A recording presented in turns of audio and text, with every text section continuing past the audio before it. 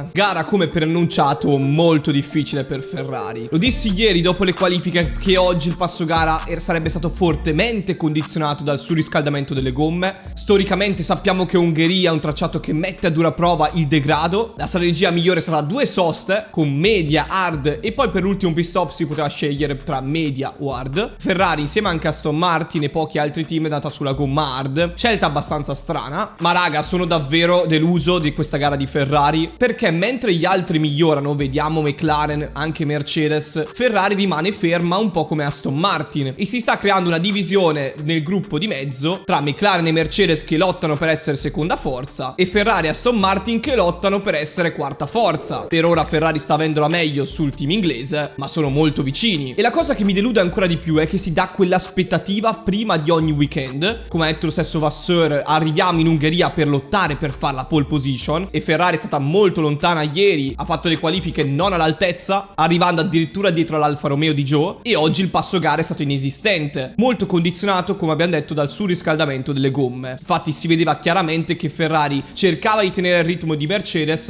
ma non riusciva a essere costante e pagava molto di carico perché la gomma scivolava, si surriscaldava, non era neanche troppo precisa perché si vede che Ferrari soffre un po' di sottosterzo. Questo spiega anche le traiettorie molto più larghe di Leclerc e quindi c'è questa differenza netta che è molto ottimista e motivato e ci può anche stare, però dopo non si vedono i miglioramenti in pista e questo è un grave problema. Per esempio dall'altra parte abbiamo McLaren con Andrea Stella che ha detto fin da subito: ragazzi, la macchina che avete visto fino in Austria non era la vera McLaren 2023. Da Austria con solo Norris e poi da Silverstone con entrambi i piloti è arrivata ufficialmente la MCL 60 e possiamo dire meglio tardi che mai, anche perché ora McLaren è il primo avversario di Red Bull in pista, soprattutto con tanto carico di benzina. Ma adesso andiamo a vederlo nel corso del video. Prima di andare nel concreto dell'analisi vi ricordo di lasciare un like, di iscrivervi e attivare le notifiche per non perdervi nessun video che esce qui sul canale. Ogni giorno vi raccontiamo tutte le notizie della Formula 1 e nello specifico di Ferrari. Io sono Rastro e oggi andiamo a analizzare la gara di Ungheria.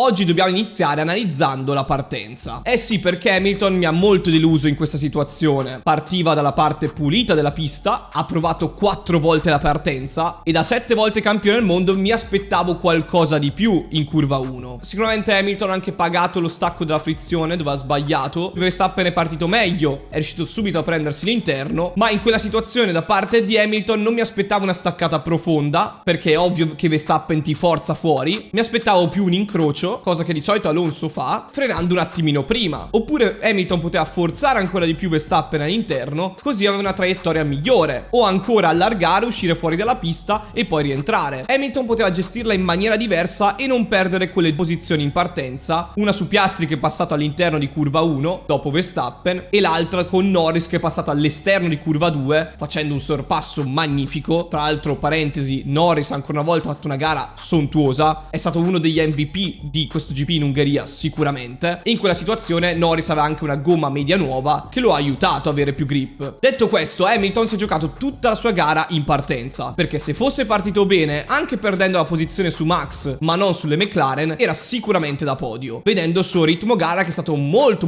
buono. Infatti la mia critica su Hamilton è più costruttiva, perché dico cavolo, perché hai perso la posizione in partenza che poi hai tenuto un ritmo gara davvero fenomenale, a livello di Norris e migliore di quello di Piastri, e potevi portare a casa il podio. Peccato davvero perché è mancata quella ciliegina sulla torta della gara di Hamilton. Devo fare i miei complimenti più grandi sicuramente a Verstappen, che ha fatto il giro veloce in 1:25 al giro 54, qualcosa di inimmaginabile, girando 1,5 secondi più veloce del giro veloce di Hamilton. Insomma, davvero è andato fortissimo Verstappen in questa gara, ha fatto la differenza. Mi aspettavo una Red Bull più forte qui in Ungheria rispetto a Silverstone, ve l'ho detto anche nel pre-GP di giovedì e così si è dimostrato, soprattutto perché è riuscita a gestire meglio le gomme. Quindi mentre vediamo gli altri piloti che salgono col ritmo gara a causa del degrado gomme e del surriscaldamento, ecco Verstappen fa gara a sé e non gli succede nulla di tutto ciò. Anche nei confronti di Perez girava in media 8 decimi un secondo più forte, soprattutto a inizio gara, qualcosa di inimmaginabile utilizzando la stessa macchina. Tant'è vero che molti di voi mi dicono: ma non è possibile che abbiano veramente la stessa macchina Verstappen e Perez? E dubbi sorgono vedendo il ritmo diverso. Dobbiamo considerare che Max però è un grandissimo pilota, un gran campione, ed è maturato tanto soprattutto sulla gestione della gara. Fatti i complimenti per l'ulteriore vittoria di Max, che raggiunge il record di Schumacher di vittorie di fila, sta per inseguire il record di Vettel, che è un record storico in Formula 1 di 9 vittorie di fila. Red Bull è riuscita a eguagliare il record di McLaren di 11 vittorie di fila, e quindi c'è uno stradominio del team di Milton Keynes in una pista favorevole perché è riuscita a gestire meglio le gomme, si vedeva che la Red Bull era di un altro livello. Detto questo, che gara ha fatto McLaren? McLaren ha fatto un'ottima gara e un'ottima strategia. Infatti secondo me McLaren è il team che è cresciuto di più da inizio stagione e ad oggi possiamo confermare al 100% che è seconda forza. L'abbiamo visto in Austria, ma abbiamo detto attenzione, l'abbiamo visto solo su Norris, dobbiamo vedere Piastri con gli aggiornamenti. È una pista tipica, l'abbiamo visto a Silverstone con entrambi i piloti, e abbiamo un'ulteriore conferma in una pista diversa come Ungheria che la macchina c'è. McLaren va molto forte, soprattutto nella parte guidata del secondo settore, riesce ad avere un buon comportamento quando c'è tanto carico di benzina, la macchina è più pesante, eguagliando quasi i tempi di Red Bull, e poi fa un po' più di fatica soprattutto in zona rettilineo e con un po' di drag, ma anche quando la macchina è più leggera, perché sembra non migliorare come migliorano invece gli altri. E questo lo si vede benissimo nel confronto con Hamilton e con Mercedes che invece riesce ad andare molto più forte a fine gara, a sto giro anche perché Hamilton ha fatto una strategia diversa e secondo me lì Mercedes ha un po' sbagliato, perché quando Hamilton era in lotta con Perez per la quarta posizione doveva fermarsi, se non il giro di Perez, il giro dopo, per rimanere attaccato al pilota messicano, passare Piastri e provare poi a impensierirlo a fine gara e quindi provare a lottare per il podio con il pilota inglese. Diciamo che Mercedes nella strategia con Hamilton ha sbagliato di 3-4 giri, doveva fermarlo un po' prima. Quindi anche Mercedes comunque si è confermata terza forza. Sinceramente non mi aspettavo una Mercedes così forte in una pista come Ungheria, che ha tante curve a bassa velocità, però è vero che ci sono tante curve comunque d'appoggio dove Mercedes riesce a fare la differenza. E se vediamo il ritmo gara di McLaren e Mercedes, giravano su un ritmo molto simile, partendo da un 24 alto arrivando poi su un 21 basso agli ultimi giri. La gomma media si è comportata meglio sicuramente su Mercedes rispetto a McLaren, ma secondo me la differenza ha fatto tanto anche il carico di benzina, come ho detto prima. E quindi se dobbiamo elogiare sia McLaren ma anche Mercedes per la gara che hanno fatto, dobbiamo criticare sicuramente sia Ferrari che Aston Martin. Aston Martin ormai non riesce più a aggiornare la propria vettura e quindi è ferma la vettura di inizio stagione, e Alonso ha anche accusato il cambiamento di gomme di Pirelli, che sono più dure e si adattano peggio alla propria macchina, ma secondo me è proprio una questione che gli altri sono migliorati e Aston Martin no, e questo lo si vede chiaramente anche nel comportamento della vettura in pista. Ma il problema più grande è Ferrari. Ragazzi, Ferrari ha fatto un'ottima partenza con Sainz, che ha recuperato tante posizioni arrivando subito alle spalle di Leclerc, e con pista libera Leclerc e Sainz non sono riusciti ad andare a prendere Hamilton, che era in quarta posizione inizio gara, e da quella quinta e sesta posizione addirittura a fine gara si sono fatti prendere da Russell, che ha passato entrambi. Durante la gara è successo anche il pit stop molto lento, il primo vero errore ai box di Ferrari su Leclerc con un pit stop di 9.3 secondi. In generale vediamo che comunque Red Bull e McLaren sono molto più veloci nei pit stop, facendo sempre i pit stop sul 2 basso rispetto a Ferrari che fa sul 2 alto, e lì sono comunque decimi che si perdono. Il ritmo gara non è stato abbastanza buono e non si può giustificare questa Ferrari. Non possiamo dire che durante la gara ha tenuto un buon ritmo, perché era nettamente più lenta rispetto a Mercedes e McLaren. È un po' più costante questa Ferrari rispetto a qualche gara fa, sicuramente, con temperature più alte è riuscita a tenere un ritmo più costante, ma troppo lento. Sicuramente anche Leclerc ha fatto il suo errore in entrata di pit lane, ricevendo poi 5 secondi di penalità per aver oltrepassato la velocità al limite in entrata dai box, e quei 5 secondi poi sono costati caro anche per la posizione su Russell. Però il bilancio di Ferrari ad oggi è negativo, ancora una volta. E come ho detto anche inizio video, la cosa che a me preoccupa di più sono le dichiarazioni che si fanno prima di ogni weekend da parte della stessa gestione di Ferrari, che dà troppo ottimismo secondo me vedendo poi i risultati in pista. Io mi aspettavo una Ferrari terza forza sto giro, invece è stata quarta. Sono rimasto deluso perché è una pista dove Ferrari poteva far vedere il proprio carico aerodinamico, l'ottimo grip, ma anch'io come Ferrari ho sottovalutato un po' l'overheating che si è fatto sentire tanto, ed è ancora un problema netto per Ferrari. Come aveva avevamo visto per esempio a Baku, ci ricordiamo che nonostante le buone performance, soprattutto in qualifica e nella sprint, poi in gara avevano fatto fatica. Sulla dichiarazione di Alonso sulle nuove gomme Pirelli, non penso che abbiamo fatto tanta differenza su Aston Martin in sé, però è vero che cambiare le gomme durante l'arco della stagione va a cambiare anche i riferimenti in pista. Qualche team si adatta meglio, qualche team si adatta peggio, ma per essere il più rigorosi possibili bisognerebbe cambiare le regole solamente a fine stagione. Anche le gomme. È vero che il carico è aumentato esponenzialmente di ogni team e Pirelli non se l'aspettava, però forse era meglio aspettare la fine della stagione a fare questo cambiamento. Ho visto tanti tifosi anche di Mercedes delusi da questa gara, che secondo me non è andata così male per Mercedes, anzi alla fine ha tenuto un ritmo costante. È vero, è arrivata dietro a McLaren, ma il ritmo era migliore sulla carta e diciamo che la gara se la sono giocata in partenza e un po' anche con la strategia più azzardata di Mercedes. Concludo analizzando l'episodio di Zhou, che ha commesso un errore grave, gli è andato 5 secondi di penalità per aver speronato prima Ricciardo e poi le Alpine. Forse meritava anche una penalità maggiore per il danno causato. Peccato perché partiva davanti, ha salvato la frizione, ha fatto un errore un po' banale. E peccato anche per il doppio ritiro di Alpine, che va a pagare tantissimo in lotta nel campionato costruttori nei confronti di una McLaren che ormai è seconda forza e anche degli altri team. Fatemi sapere la vostra opinione sulla gara di Ferrari di oggi. Siamo tutti delusi, ma come può ripartire Ferrari per le prossime gare? Quali valori vedremo a Spa? Bisogna puntare direttamente al 2024? Sono curioso di leggere e rispondere a tutti i vostri commenti. Qui da Lastra è tutto, ci vediamo a un prossimo video.